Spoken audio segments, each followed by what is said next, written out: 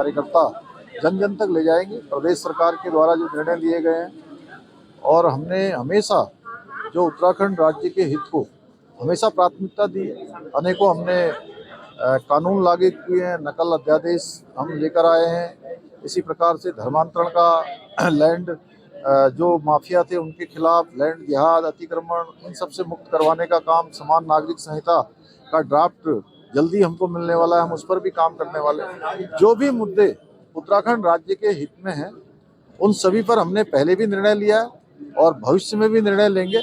लोगों को भी विश्वास है कि किया है, करती है और करेगी, सिर्फ भाजपा करेगी। देवभूमि की डबल इंजन वाली सरकार के मुखिया पुष्कर सिंह धामी इस बात को मानते हैं कि जल्द विशेष सत्र बुलाया जाएगा ताकि राज्य हित में जो सरकार ने फैसले लिए हैं उसे सदन में पेश किया जाए और उसे कानून का रूप दिया जाए। धामी सरकार बहुत जल्द विधानसभा का विशेष सत्र बुलाने की तैयारी कर रही है, जिसमें संभव है कि यूसीसी आंदोलनकारियों के लिए 36 आरक्षण, भू कानून जैसे ज्वलंतशील मुद्दों का विधेयक पेश किया जाए और उसे किसी तरह राज्य में लागू किया जाए। क्योंकि कुछ महत्वपूर्ण मुद्दों पर हमें विशेष सेशन भी बुलाना है, आंदोलनकारियों का भी मुद्दा है, उस पर भी हमारी प्रवर समिति ने काम कर लिया है। जल्दी ही सेशन बुलाकर उसको भी हम पारित करेंगे। पिछले साल ही विभाग की तरफ से जारी आंकड़ों के मुताबिक डबल इंजन की सरकार ने पिछले 22 वर्षों का रिकॉर्ड तोड़ा। पुष्कर सिंह धामी की सरकार सिर्फ 2023 में ही एक वर्ष के कार्यकाल में 6,635 भर्ती की, जबकि आंकड़े बताते हैं उत्तराखंड में पिछले 22 वर्षों के दौरान 6,869 भर्तियां हुई। मतलब जितनी नौकरी युवाओं को पिछले 22 वर्षों में नहीं मिला, उतनी नौकरी धामी सरकार के एक वर्ष के कार्यकाल में युवाओं को मिल गई। जो मूल निवास है और स्थायी निवास का विषय है, मूल निवास स्थायी निवास का परफेक्ट उद्देश्य सरकारी नियुक्तियों से है और मैं दावे से कह सकता हूँ कि पिछले सरकारों में जो नियुक्तियां उत्तराखंड राज्य बनने के बाद हुई उतनी ही नियुक्तियां अकेले मुख्यमंत्री पुष्कर धामी जी के टाइम पे हुई। मैं कांग्रेस के लोगों से पूछना चाहता हूँ, उनमें से नॉन उत्तराखंडी किसकी नियुक्ति हुई?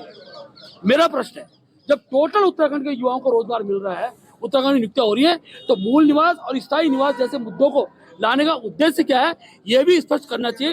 तथाकथित इन लोगों को जो दिग्भ्रमित करने का प्रयास करें। उत्तराखंड के अंदर जितने भी सरकारी नौकरियां हैं उन सब नौकरियों में स्थानीय लोगों को ही वो नौकरियां मिल रही हैं।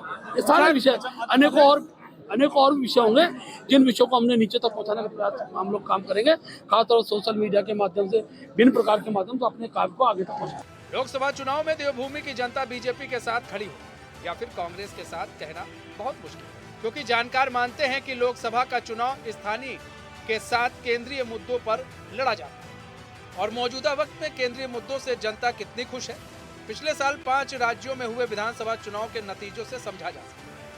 मोदी की गारंटी, मोदी है तो मुमकिन है जैसे स्लोगन इन दिनों सोशल मीडिया पर हावी। उस लिहाज से देखें तो चुनाव से पहले 2024 की तस्वीरें साफ दिखाई देती। हालांकि राजनीति में कुछ भी संभव है, यह पूरी तरह से सच। Bureau report HN 24/7। और हमारे ब्यूरो चीफ रोहित विक्रम सिंह हमारे साथ इसी खबर पर लाइव जुड़ चुके हैं। रोहित, लोकसभा चुनाव की तैयारी है और भारतीय जनता पार्टी के सभी मोर्चों की जो कल बैठक हुई है, क्या एजेंडा रहा, क्या निर्देश दिए गए, क्योंकि मुख्यमंत्री भी इस बैठक में शामिल हुए थे? देखिए दिव्या, भारतीय जनता पार्टी संयुक्त मोर्चा प्रदेश पदाधिकारी की बैठक कल हुई है और करीब 6 घंटे तक ये मैराथन बैठक चली है। पहले पखवाड़े में तो संगठन के कार्यों को लेकर जो है भारतीय जनता पार्टी के प्रदेश अध्यक्ष, संगठन महामंत्री अजय कुमार, इन तमाम नेताओं ने जो मोर्चों के अध्यक्ष हैं, पदाधिकारी हैं, उनको आगामी कार्यक्रमों की रूपरेखा के बारे में बताया। ये बताया गया कि 10 जनवरी से लेकर मार्च तक के कहां कार्यक्रम लगे हैं और उन कार्यक्रम को कौन कौन से मोर्चे को करना है, कौन कौन से पदाधिकारी उन कार्यक्रमों को की अगुवाई करेंगे, कौन कौन से मोर्चों के प्रदेश अध्यक्ष कार्यक्रमों में रहने वाले हैं। और इसके साथ ही सरकार के कामकाज को लेकर मुख्यमंत्री पुष्कर सिंह धामी ने दूसरे चरण में सभी मोर्चों के पदाधिकारियों के साथ, प्रदेश अध्यक्षों के साथ बैठक की और इसके साथ ही अब तक जो उनको काम दिए गए थे उनका फीडबैक भी लिया। और इसके साथ ही बहुत महत्वपूर्ण निर्णय लिया गया है कि आगामी 22 जनवरी को जब प्रभु श्री राम का मंदिर का उद्घाटन होगा, उस समय उत्तराखंड में एक भव्य दीपावली के रूप में भारतीय जनता पार्टी इसे मनाएगी। प्रत्येक कार्यकर्ता को 5-5 दीपक जो है अपने घरों में जलाना है और ये द्योतक होगा कि 5 लोकसभा सीटें उत्तराखंड में भारतीय जनता पार्टी जीत कर आएगी।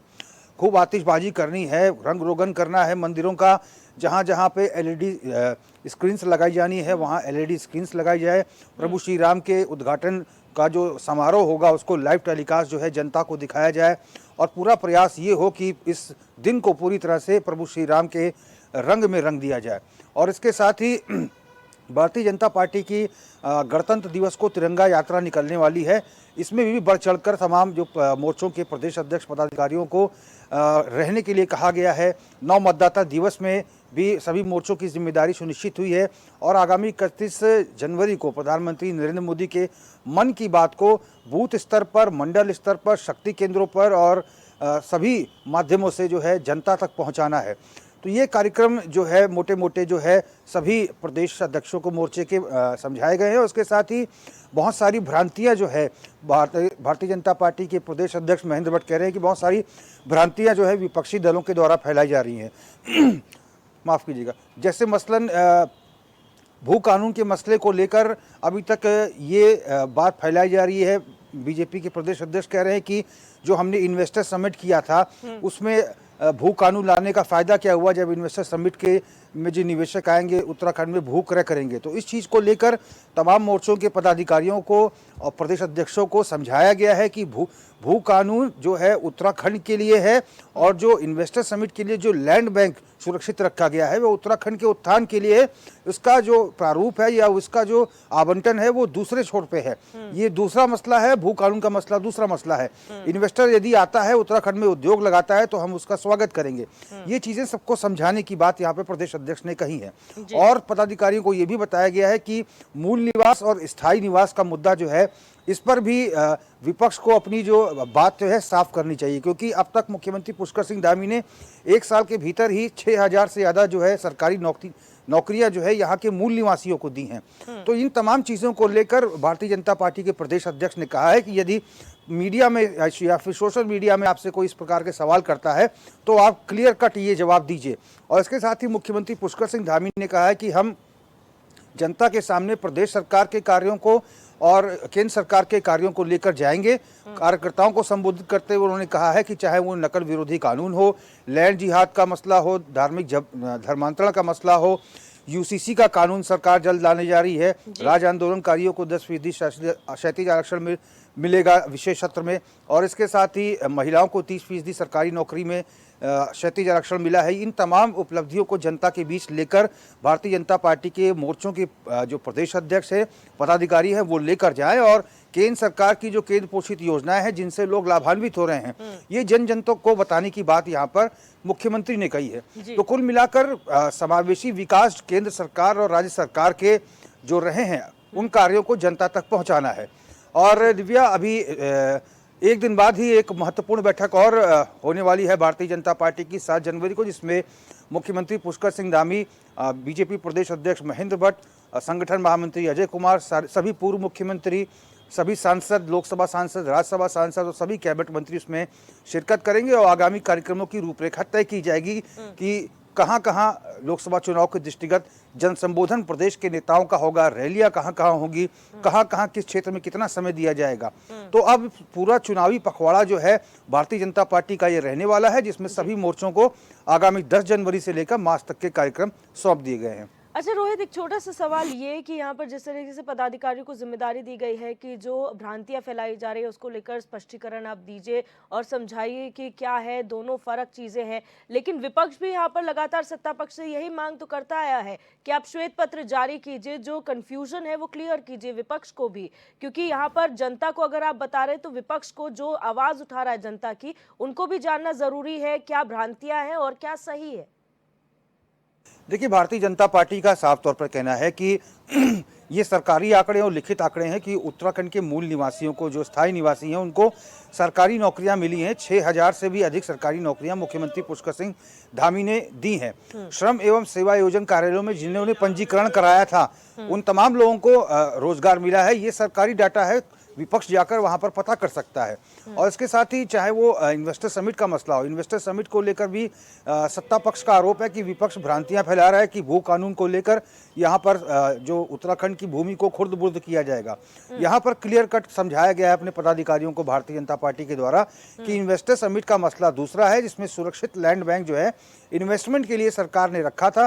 15,000 एकड़ पर काम चल रहा है। 6,000 एकड़ का लैंड बैंक जो है वो उद्योगपतियों के लिए है। उद्योगपति आएंगे, उनको एनओसी मिलेगी, जो अपना उद्योग लगाएंगे। और भू कानून जो है वो अलग मसले को लेकर है और इसीलिए इसमें फिलहाल उद्यान और कृषि भूमि को समाहित किया गया है। जी, बहुत शुक्रिया रोहित हमारे साथ जुड़ने के लिए और जानकारी साझा करने के लिए।